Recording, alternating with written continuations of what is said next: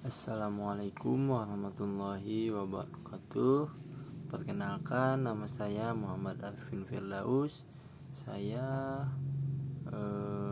mahasiswa dari kelas C323 dengan NPM 20123096. Di sini saya akan menjawab soal seputar soal yang sudah diberikan oleh Pak Mamok, dan inilah jawaban saya. Untuk jawaban yang soal nomor pertama, manusia sebagai makhluk yang kompleks dalam dirinya seringkali mengalami pertentangan antara emosi dan akal sehat. Apa yang harus dilakukan dalam kondisi seperti itu dan bagaimana cara menyikapinya? Pertama-tama kita harus bisa mengenali emosi, identifikasi dan pahami apa yang membuat kita merasa emosi. Apakah itu rasa marah, kesedihan, atau kecemasan. Terus menggunakan akal sehat. Setelah mengidentifikasi emosi, cobalah untuk melihat situasi secara objektif dan rasional. Tinjau fakta-fakta yang ada dan pertimbangkan konsekuensi dari tindakan yang mungkin diambil. Berbagi perasaan dan pemikiran dengan orang terpercaya dapat membantu Anda untuk mendapatkan sudut pandang baru atau dukungan yang diperlukan. Jadi kita juga berhak sharing gitu tentang perasaan kita terhadap teman dekat kita atau orang terpercaya untuk kita. Terus yang selanjutnya, menggunakan teknik relaksasi seperti meditasi, pernapasan dalam atau olahraga dapat membantu menenangkan pikiran dan meredakan emosi yang kuat. Nah, di sini juga ada kita bisa berolahraga untuk meredakan emosi itu. Dapat dengan cara berolahraga atau pernapasan dalam dan juga meditasi.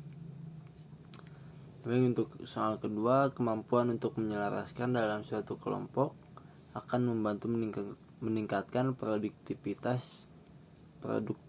Jelaskan mengapa hal itu bisa terjadi.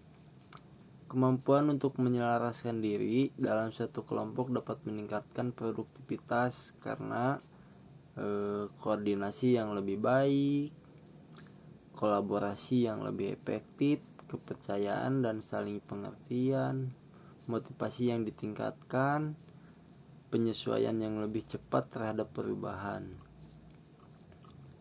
Jadi maksudnya di sini ketika individu-individu dalam kelompok memiliki kemampuan untuk menyelaraskan tujuan, visi dan tugas mereka dapat bekerja lebih efektif bersama-sama. Koordinasi yang baik mengarah pada penggunaan sumber daya secara efisien dan menghindari tumpang tindih atau konflik dalam tugas-tugas yang dilakukan. Yang selanjutnya, untuk yang nomor 3, merasa takut, cemas, stres, dan depresi biasanya merupakan gejala dalam gangguan psikosomatik. Bagaimana tahapan penanganan terhadap hal tersebut? Penanganan gangguan psikosomatik melibatkan pendekatan yang holistik dan multidisiplin. Jadi tahapan-tahapannya evaluasi dan diagnosis. Tahap awal adalah untuk mengevaluasi gejala-gejala yang dialami oleh individu dan melakukan diagnosis yang tepat.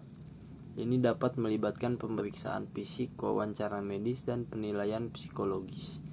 Yang kedua, bisa melakukan edukasi, memberikan pemahaman yang jelas pada individu tentang hubungan antara pikiran, perasaan, dan gejala fisik mereka.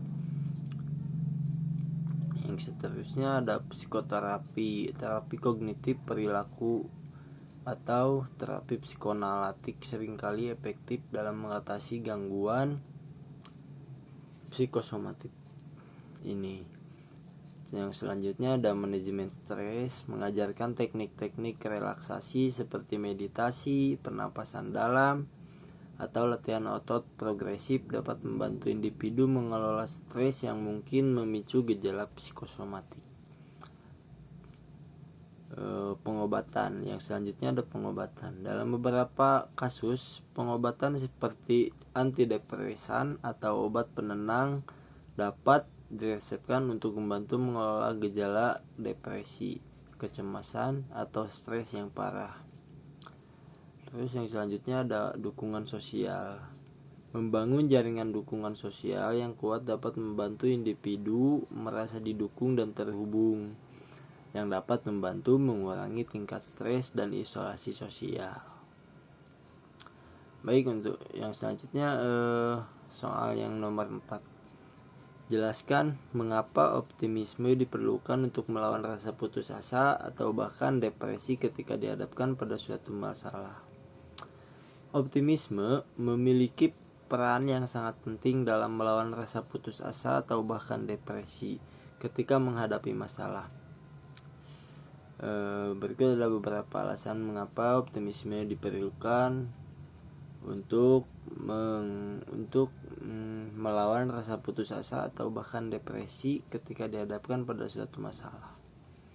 Yang pertama, bisa membangun harapan. Optimisme membantu seseorang untuk tetap percaya bahwa masa depan bisa lebih baik. Ini membantu dalam membangun harapan bahwa masalah saat ini dapat diatasi dan situasi akan membaik. Mendorong tindakan. Orang yang optimis cenderung lebih termotivasi untuk bertindak menghadapi masalah. Mereka melihat tantangan sebagai peluang untuk belajar dan tumbuh, bukan sebagai hambatan yang tak teratasi. Yang selanjutnya bisa meningkatkan ketahanan mental. Optimisme membantu memperkuat ketahanan mental seseorang ketika menghadapi rintangan atau kegagalan. Orang yang optimis cenderung lebih cepat pulih dan memiliki kemampuan untuk melanjutkan perjuangan mereka. Memperluas pandangan. Optimisme membantu seseorang untuk melakukan masalah sebagai bagian dari perjalanan hidup yang lebih besar.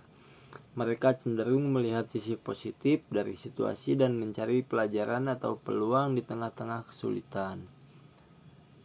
Dengan demikian, optimisme bukan hanya sekedar sikap yang menyenangkan, tetapi juga merupakan alat yang kuat untuk mengatasi masalah dan menghadapi tantangan dengan lebih baik.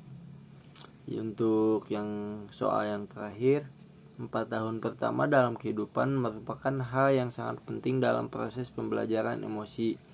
Apa yang menyebabkan hal itu bisa terjadi? 4 tahun pertama kita memang sangat penting dalam pembentukan dasar-dasar perkembangan emosional.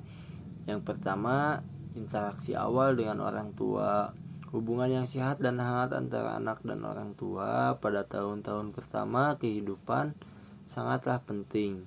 Ini menciptakan dasar kepercayaan dan rasa nyaman yang mendukung perkembangan emosi yang sehat. Ekspresi emosional orang tua. Anak-anak belajar banyak tentang ekspresi emosi dari orang tua mereka, melihat bagaimana orang tua bereaksi terhadap situasi yang berbeda, membantu anak-anak memahami dan mengatur emosi mereka sendiri. Belajar mengatur emosi. Selama tahun-tahun pertama kehidupan, anak-anak mulai belajar bagaimana mengidentifikasi dan mengatur emosi mereka sendiri. Mereka belajar bahwa emosi mereka memiliki dampak pada orang lain dan bagaimana cara mengekspresikan emosi secara sehat. Faktor-faktor yang di atas ini bekerja bersama-sama untuk membentuk fondasi emosional anak-anak selama tahun-tahun pertama kehidupan mereka, yang akan mempengaruhi perkembangan emosional mereka di masa depan. Baik, sekian dari saya. Mohon maaf jika ada kekurangan kata atau kesalahan kata. Ya, karena saya juga masih belajar ya. Mohon dimaafkan. Baik, paling sekian. Wassalamualaikum warahmatullahi wabarakatuh.